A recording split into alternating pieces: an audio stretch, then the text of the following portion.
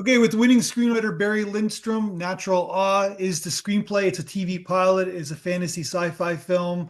Kind of a whole kind of world has been created. And this is based on a novel of yours, right? It's based on a concept in a novel that I wrote 15 years ago called Considering Someplac Else. It is a modern myth about the last 5 days of a utopian experiment that was founded by a homeless man who was allowed to win the lottery. It has a lot of mythical, um, godlike activity going on. And when I finished the novel, it was very successful in terms of ebook sales. But when I finished it, I said, "Boy, I want to make this a movie." And I actually hired on two different occasions, professional screenwriters to convert the book into a movie. And it cost me about $2,500, and I got not really capturing the concept, not really what I was looking for at all. So I decided to write my own screenplay. And when I finally got out from under corporate servitude and retired, I said, "Okay, I'm going to write my own screenplay." So I took some classes. I did some. Um, uh, I wrote some rough drafts and just got crucified by professional screenwriters. Oh no, this isn't going to work at all. Mhm. And then I took one class on Udemy that just like, wow, this is it. This is exactly what I have to do. And I wrote the screenplay, I decided I'm not going to turn this into a movie because a movie is you got one shot. You got one shot, you got a whole bunch of money goes into it. It's a 2 hour thing, and you got to make sure everything is perfect. You get the right actors, you spend all the money, you do all this stuff. And I realized that if you blow it on that one shot, you're done. That's it. And you've spent all this money and all of this, and the movie's out there, and maybe somebody will pick it up, and maybe it'll get, you know. And as the years have gone by, this was 15 years ago, as the years have gone by, I've realized that the way to get my message across, which is we need to start building utopian environments for all of humanity, something that provides everything that people need, not necessarily everything that people want, but everything that people need to thrive, to survive, not just survive, but thrive. And and so in the context of our current United States environment, I realized that you can't just go do that. You have to have a catalyst.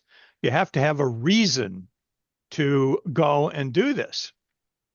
So, what I decided to do was instead of making it a modern myth about gods controlling things, I'd make it alien observers who are going to blow up or destroy all of humanity because they keep screwing it up. Humans keep screwing it up. Yeah, the humans keep Yeah. screwing up the planet Yeah. and they keep screwing up everything for everybody. And my original exposure to the City of Tomorrow was in 1966 when Walt Disney told me he was going to build an experimental prototype community of tomorrow. And here we are, 55 years later, Yeah. 50 years later, whatever it is, and we haven't got one. Well, We haven't maybe got one. maybe that's why he froze his head so he can come back and do it later on. Yeah. Yeah. Well, I actually moved to Orlando and I harass Disney on a regular basis saying, look, guys, Epcot should not be a theme park. It should be an experimental prototype community of tomorrow. But how That's are what they we going were to make supposed to money? build. How Yeah. how how the how's their stock going to go up? How they're gonna how their quarterly profits gonna go up if you do Right. that. Yeah. That's, but that was, No, I'm just, you know what I mean, being yeah, tongue in cheek. and the thing is, Disney died before they even built the Disney World, Yeah. before they even built the Magic Kingdom. In Orlando, but the Yeah, Disneyland in California was already built. Disneyland, right? Yeah. But his vision of Disney World is phenomenal. I mean, there's free transportation here. You can go and travel around. You can spend an entire day exploring without spending a dime. It's amazing. And so that, At Disney World? at Disney World, yeah, Like, well, how is that? Like, just quick you can you segue. can How do you do that? you can ride the monorail Okay, anytime that's you want. free. You just get on. You don't even have to have a ticket. Okay. You can get on the monorail. They have a thing called the Skyliner now that takes you other places that the monorail doesn't take you, and that's free too. And you just get in line and go, and that's it. And you can go to their shopping center, the Disney shopping center, and get on a bus and ride to the theme parks to get on those rides. So you don't even have to pay for that. You don't have to prove anything. It's all free. And it's This like, is a sneaky way to get into the park you just described, or well, you don't get into the park. oh, You get around the park. You can see all the parks. You oh, can okay. go visit all of the resorts, and all of the stuff that's here. It's amazing. But anyway, I guess you have to go to Orlando to do that. yeah. Well, that's the way Orlando's set up, Yeah. and there's nothing like it in California. They don't have the land. They don't have the process. But anyway, Yeah. so Okay. that was, that was the thing. So I decided that first I was going to not make a movie. I was going to make a series, because the attention span of the average person is, if you're lucky, will be 45 minutes to watch a show, watch an episode of a show. So I cut it back to 30 minutes. And the reason I cut it back to 30 minutes is because of the Twilight Zone. Mhm. There, the Twilight Zone has survived for 70 years on half-hour black and white episodes. That But they're like different cast and crew every. It's like it's not like a episodic show. It's like Right, it's standalone. right. Every But episode standalone, its own little short film. if you go and you look at uh, Rod Serling, Yeah. Rod Serling was a uh, he wanted to change society. He wanted to point out the flaws in society and how we can make it better. And well, he didn't necessarily do how we can make it better. He just wanted to focus on, hey, I got these Nazis, we got this, we got that. We're going to have episodes about this and about greed and about, all of the things. Of what if you could do this and what if you could do that? Yeah. Like And there's grand themes in yeah, every like there's an episode about right, vanity. There's an yeah, episode about right, greed. Yeah. right. Yeah. Yeah. So my thought was, but on the whole, Twilight Zone is scary. So what I wanted to do was say, I'm going to take the idea of Twilight Zone, but make it positive. Make it, hey, what if I did that instead of this? What if this happened to me? And it's not supernatural. It's not anything. It's just what I call, or what the Galactic Council calls, um, Galactic Assertion 5, that there must be something that causes a system to change for the better, despite all past patterns and behaviors, despite everything that's gone on before, and everything about the way we used to do it. Despite all of that, there are changes that can occur for no apparent reason. What was the root cause of this? What happened? How did this happen? Mhm. And I have lived my life based upon events that have serendipitously occurred to me that changed the path of my life. And nobody can explain it. Science can't explain it. Yeah. So the Galactic Council calls Galactic Assertion 5 natural awe. There must be something Hence the that title. causes these things. Right. So So it's like a the spiritual god, like people call God. but Yeah, it's it could be God, it could be fate, it just could be random I chance. believe in It that. I doesn't don't. Yeah, matter. yeah, It doesn't matter what you call it. And it just and so you don't have to argue with people about whether there's a God. Okay, if you believe that God did this, okay, great. sure. If you believe that Allah did it, okay, great. If you believe that there isn't a God and it's just random chance, I don't care. It still happens. Yeah. There's something that causes these things to happen. So what I did was I created a Galactic Council who has this um, assertion that was discovered by one member of the Galactic Council. That's how she got on the Galactic Council. She discovered a thing called natural awe, or the thing they call natural awe. And they all agree that it happens. So now we're in a situation where the Galactic Council has been watching Earth for eons. And they're just totally disgusted with us. I'm disgusted because we don't have a city of tomorrow. They're disgusted because humanity's just trying to kill each other. They're ruining a paradise planet in their galaxy, and we have to fix this. And so the Galactic Council says, well, the way to fix it is to just get rid of humanity altogether. What about the And animals? The animals stay? the animals will stay because the animals don't have that thinking where they take something that they don't need. Um, They're still in and survival mode, so they right, don't. Yeah, right, right. yeah. They're just trying to survive. They don't have that extra thought. Right, right. So I said, okay, so that's the premise of the series, but how do I turn that into a Twilight Zone-ish type storyline? And I said, well, first of all, I'm going to make it a continuing story. Each season will be a continuing story about some human beings that they um, they discover as they're monitor. They go back through old tapes and old files and say, okay, well this happened, this happened, and this happened. That makes them bad. And so now there is one holdout on the Galactic Council that says, no, we're not going to eliminate them. And in order to eliminate them, the vote has to be unanimous. So they have to convince her that she's wrong, and she has to convince at least two or three of them that they're wrong and Mm. that there's still hope for humanity.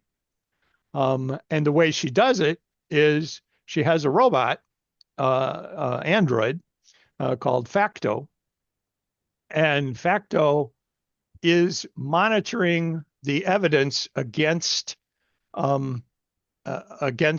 or in favor of destroying the humans. And it's all negative stuff. It's all negative. And what happens is right when he gets to the terrible part of a domestic violence situation, he it notices that there's something happening after this, that the file goes on, and you get to see the aftermath of the terrible incident. And what it is Charlene, an 18-year-old genius who is on her way to any college she wants to go to. And she finds out, or she has a sister, and the sister and her are walking towards their trailer in a rundown trailer park. And she's all excited because she's done with high school and she can go to any college she wants. And she's reassuring her sister that she won't, she won't leave her behind. There's the domestic violence is a situation between her mother and her boyfriend. And she's saying, no, mom's going to pack up the car and we're all going to leave and we're going to go to wherever we need to go. So they're happy go lucky. They're walking down the thing and they get to their trailer and their mom and the boyfriend are dead, and they're being hauled out of a burned out trailer and they log it as a murder suicide. And now they have to figure out how to carry on, how to adapt to this. What, her entire world is completely turned upside down, and this is a terrible, terrible thing that happened. What's she going to do? And so we follow her journey as she adapts to the new situation. She protects her sister. The next of kin turns out to be uh, a polygamist cult. The runner of a polygamist cult is the brother of the boyfriend, and he's going after the 12-year-old sister. Charlene doesn't have to go because she's 18. She can go do what she wants, but she goes to the polygamous cult to protect her sister. Mm-hmm. And so that's the opening scenes basically of the first episodes. What's going to happen? How is she going to get it? What's she going to do? And then I don't want to give away too much of it, but Yeah. basically, she gets out of that situation, and they just go from one situation to another situation. And when it looks like it's going to really be bad, again, something happens. Okay. Something. And it's usually an interaction with another character.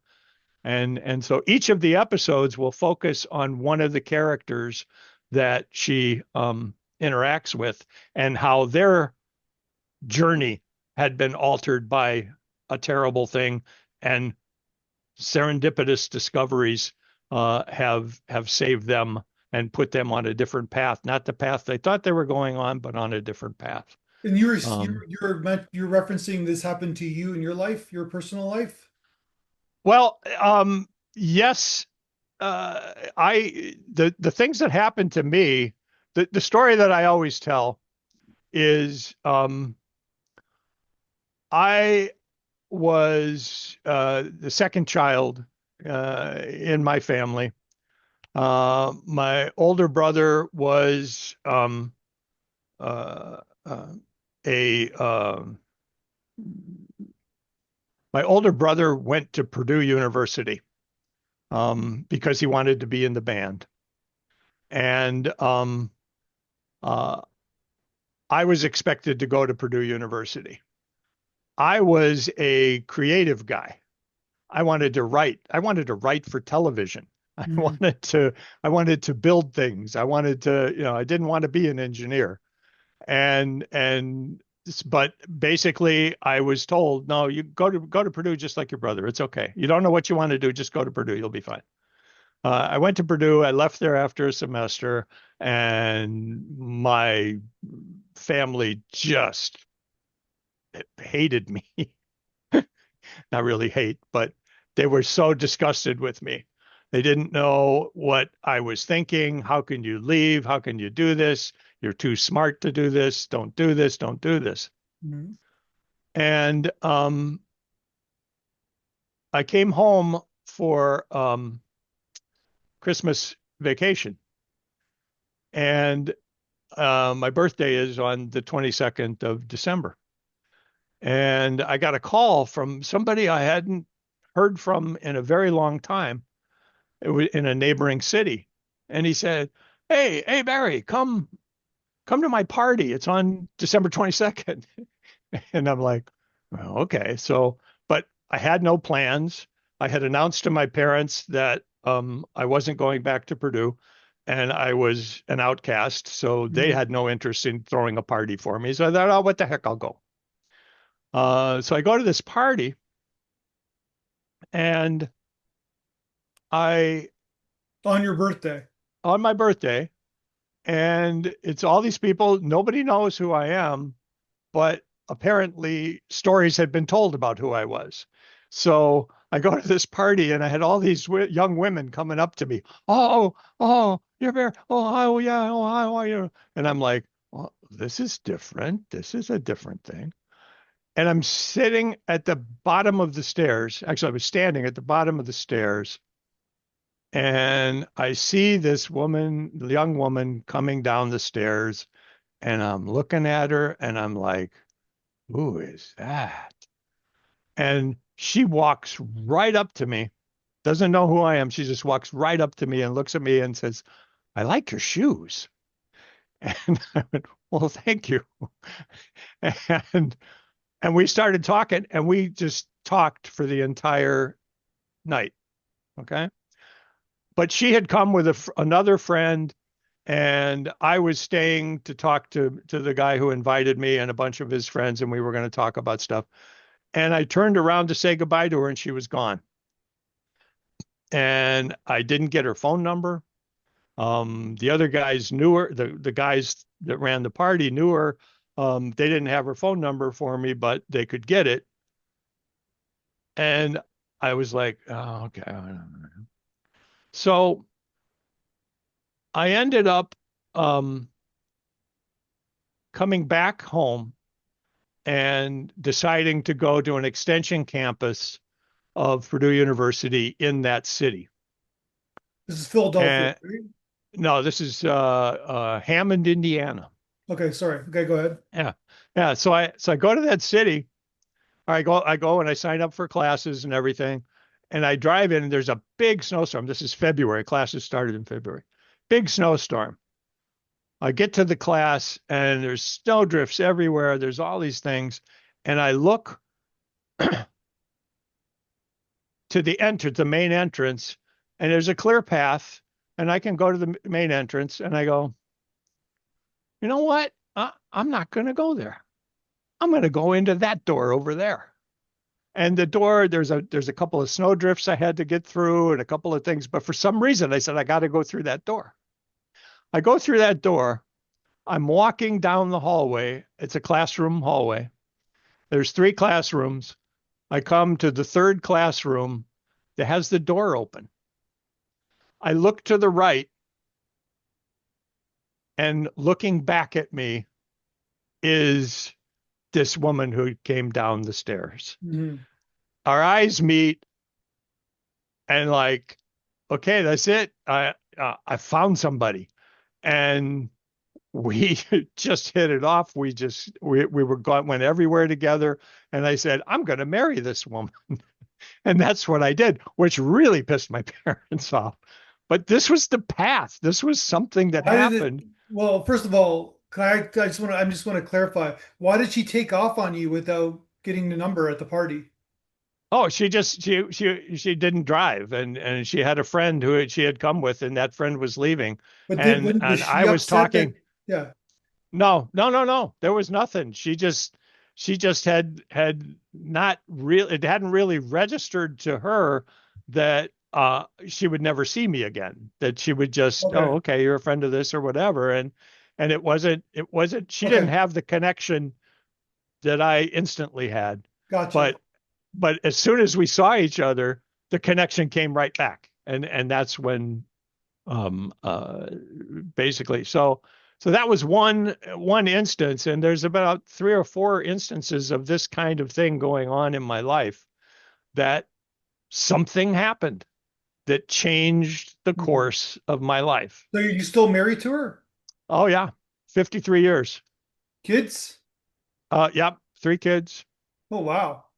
Yeah. So it was, and it's just, and so because these things keep happening to me, when Yeah. especially when things look really bad, really dire, really down, Yeah. something happens that changes, and you recognize it and you go, gee, I got to try that. And you try it, and it's like everything works out.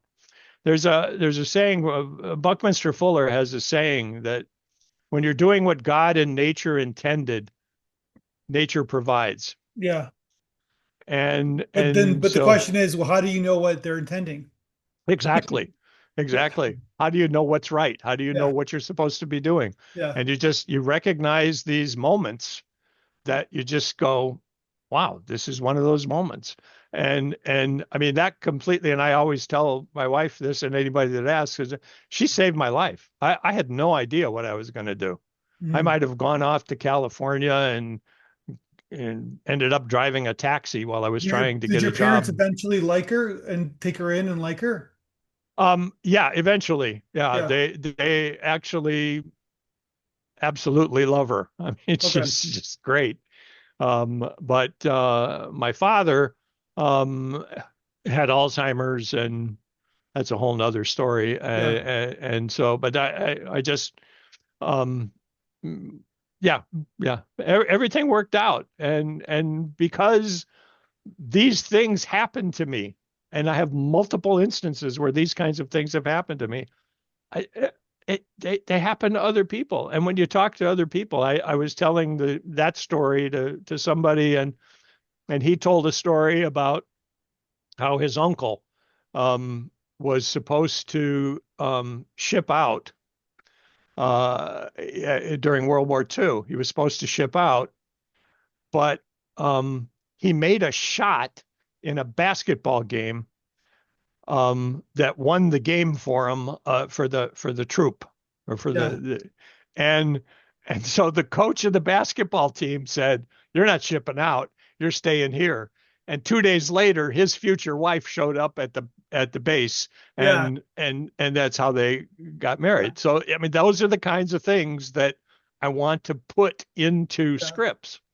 And Well, and just like Rod Serling, yeah. he didn't write every Twilight Zone. No, of course not. He changed the conversation. He said, "Hey guys, go write stuff like this," and Yeah, other he had a people did. blueprint. He had a blueprint for a show, and then he brought in creative people to Right, right, write his idea, the ideas of the blueprint. Yeah, and then come up yeah, with their own yeah, creative, their own yeah, shows and stuff like that. Yeah, yeah. So that's my concept, and that's what I'm I like that. trying Well, to you're get talking out. to the right guy because in a lot of ways, I shouldn't be alive. Like I had like some drug problems, etc., and I really shouldn't be alive right now. There's like really kind of freaky things that happened that Hmm. kind of kept me like keeps me where I'm doing now for a Yeah, living. So it's like now I have kids and married. It's all crazy, right?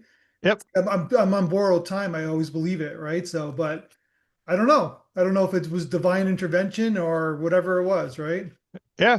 I it, but just by talking about it, I just saw a thing from the AFI Institute, or AFI, American Film Institute. It was just a blurb on one of the channels, and Shirley MacLaine came on, Well, she's a and big spiritualist. Yeah, go yeah, ahead.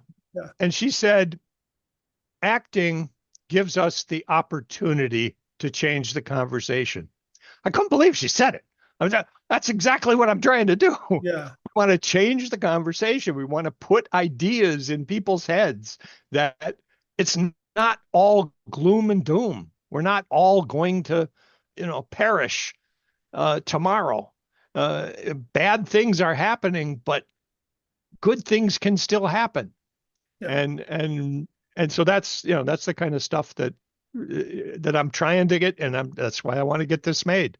And because it's not a movie, it's a series, and it's a half-hour series yeah. that I am going to tie all of the things together in the first season. I've got scripts for probably 5 more episodes already. And I have a Bible that says, okay, this is what we're going to do to wrap it up the first season. But I was told once I completed the script, and I was told by one of the screenwriting consultants that don't write those scripts yet. Get your ideas down, get the concept ready, Yeah. because you don't know how this is actually going to come to fruition if all of these other people get involved now. Yeah. And I said, okay, I understand that, but the concept, and you got the concept. I mean, and I mean, when you wrote back and said this was a great read, I was like, that's the kind of stuff I wanted to hear. It's Well, like, it wasn't me personally. It was the screenwriter, the people who gave you coverage on yeah, your script. right, right. No, I think it That's was all. Yeah. you. I think you actually said that on one of the replies that you said Yeah. it was a great read. Yeah. It probably no. I'm just. It was. Yeah. I'm just wanting to make sure that Right, why right, we're here, right? So yeah. right. So that's yeah. That's pretty. one would call you an idealist, I guess, right? So, but there's nothing wrong with Yeah, that. Yeah. yeah, idealist, optimist, whatever you want to label it, I don't care. It's still natural law. It's all about natural law. It's a good title, yeah. Natural law, yeah. There's kind of freakiness that things that happen, right? So, Yep, yep. but then And then, again, there's so many. We're the lucky ones, right? In a lot of ways, like where we live, who we are, the kind of the world that we were born into. So there's a lot of unlucky people in the world, yep, right? And yep, I can give many examples of, yep, and they're in survival mode. They don't even have these thoughts that we do, right? So, right. Well, but it's so it's a it's a question of choice. You can choose to continue where you are and just do what you're doing, or you can look for opportunities to do something different, yeah. to Well, here's do, one for you. yeah. My philosophy of life is that life rewards you when you fight your fears. When you conquer your fears and you through your fears, life rewards you. That's my philosophy. Yeah, I think that, yeah, Yeah. that's true. I I don't have a lot of fears. I'm afraid of heights. Okay. I do not go up in tall buildings. I hated going to the Grand Canyon. It's more I emotional fears, like more right, about like, oh, I should write a script. right, You kind of that's it's more about like things right, that you should be right. doing in your life that kind of like laziness or insecurity gets in the way, right? So Sure, yeah, sure. Yeah, yeah, yeah, yeah. No, you're right. yeah. But the other thing is you there was a Bible verse that I was assigned when I was confirmed in college, and it's do not neglect the gift that you have. It was given to you by your elders. Do not neglect that gift. And I spent the rest of my life trying to figure out what the hell's my gift. I don't know what my gift is. Somebody tell me what my gift is. Hmm. And slowly but surely, people say, hey, I really like what you write. You should write more. But now nobody reads. Everything is video now. Everything has got to be on you get people thinking with video. Audiobooks are very popular. So Yeah, but you're not reading, you're listening to it. Yeah. yeah, yeah, yeah. Yeah. But I hired um, some out of work actors to read my book. And I have an audio version of my novel that I put out. But it's there are people who still read, but it's not. It's not like it used to be. Yeah. No, it's not. It's everything. Everything now is and if we capture everybody's attention, like I've got a podcast going now that focuses more on the utopian uh, drive, and uh, if I try to limit it to a 10-minute podcast, Hmm. and I interview ancient um, figures or historical figures who have a particular view of things. For instance, my first one I interviewed Socrates on why aren't we building utopia? Why not utopia? And I took a bunch of quotes that are attributed to Socrates Hmm. and I put them into an AI version of Socrates. And you type them in and he speaks. You pick the voice you want to use and he speaks back to me. So I'm actually interviewing Socrates and Socrates is giving me advice on how to build utopia. Yeah. I And, think and yeah, it's capitalism, right? It's about money. Everybody's about trying to make money. You can't make money through utopia. That's my answer. right, right. Yeah. And that's true. But at the same time, what's wrong with these billionaires? Why aren't they building cities of tomorrow? It would benefit them. Well, they're Uh, trying to on Mars, yeah. right? Why can't they build it on Earth? Because they don't want to. They want Earth to is conquer much something more, new.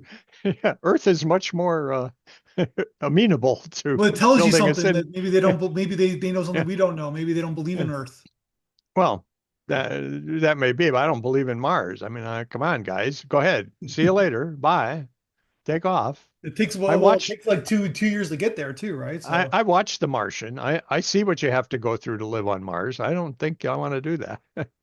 yeah, I don't even know if that's real either, right? But yeah, Matt Damon out there doing garden work. Yeah, Well, yeah, actually, that the guy that wrote that yeah,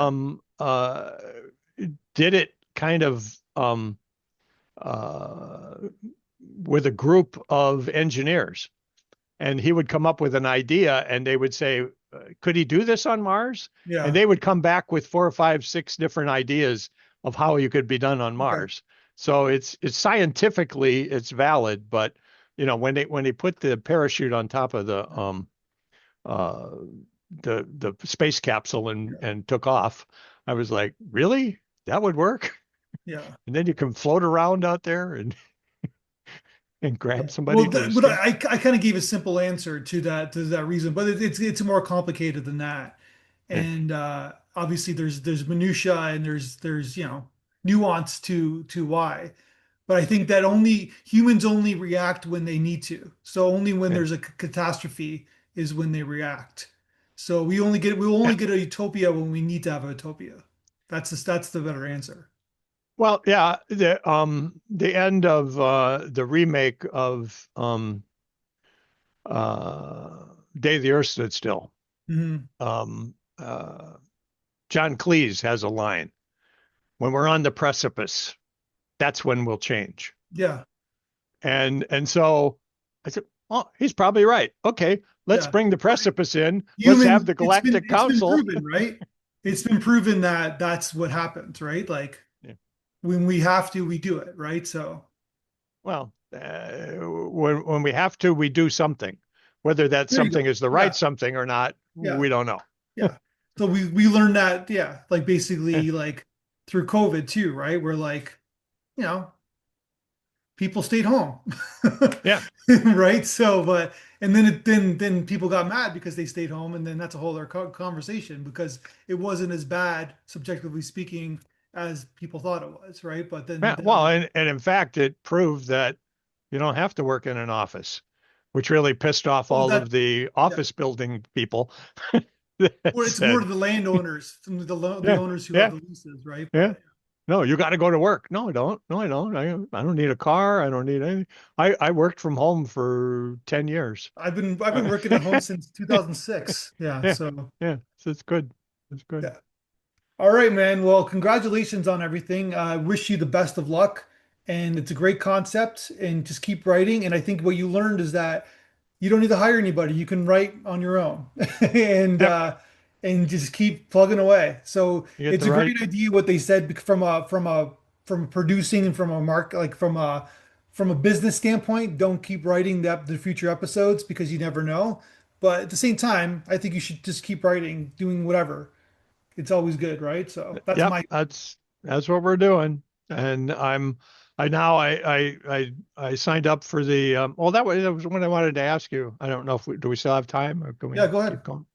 Um, would it be advisable to try and raise enough money to uh, create the pilot?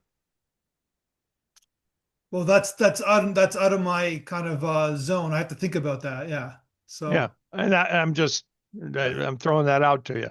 Okay. I mean, is that something that um, I don't know how much money we'd need to raise to do that, but it's a limited scope.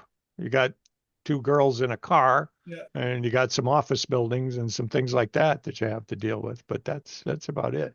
Cool. Um, so okay, All right, man. Well, let's talk again soon. okay.